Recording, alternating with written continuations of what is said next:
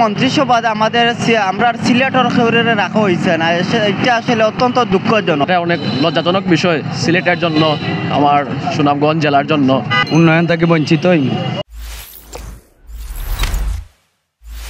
সিলেট এক আসন মন্ত্রিত্ব যার, সিলেট বিভাগ বলতে তার, কিন্তু এবার আমরা দুঃখের বিষয় আমাদের আব্দুল মুমিন পররাষ্ট্রমন্ত্রী ছিলেন, তিনিও এবার নেই মন্ত্রিত্বে। আমাদের সুনামগঞ্জের পরিকল্পনা মন্ত্রী এম এ মান্নান সাহেব ছিলেন, তিনিও আমরা দেখেছি এবার নেই। কিন্তু আমরা এবার বলতে পারি আমাদের সিলেট বিভাগের একটি দুঃখের বিষয় হয়ে দাঁড়িয়েছে, হতাশ। এবার মন্ত্রিসভা আমাদের আমরা সিলেটের খেউরে রাখা হয়েছে না, এটা আসলে অত্যন্ত দুঃখজনক। বরাবর সিলেটর 2-3জন রাখা হয়, এবার একজনও রাখা হইল না। তো সিলেটে আমরা একবার পিছনে ফেলাইবার একটা চক্রান্ত করা হয়েছে।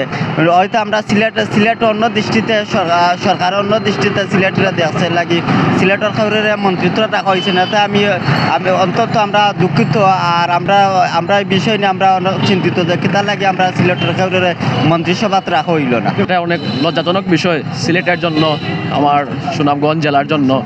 আমার এম এ মান্নান, যে উনি একজন খুবই ভালো মানুষ, আপনারা সুনামগঞ্জ গেলে দেখবেন যে উনি অনেক উন্নতি করেছেন। আর এম এ মান্নান পাননি, আপনার মন্ত্রিত্ব পাননি, প্লাস আমাদের সিলেটের তেমন করা হয়নি।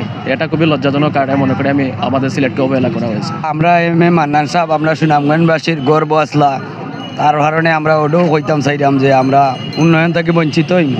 কারণ মান্নান সাহেব একজন ভালো মানুষ, তাই নিয়ে আমরা সবে ভালো পাই। আর তাই নিয়ে মন্ত্রিত্ব পাইছে না, আমরা মনে কষ্ট লাগে।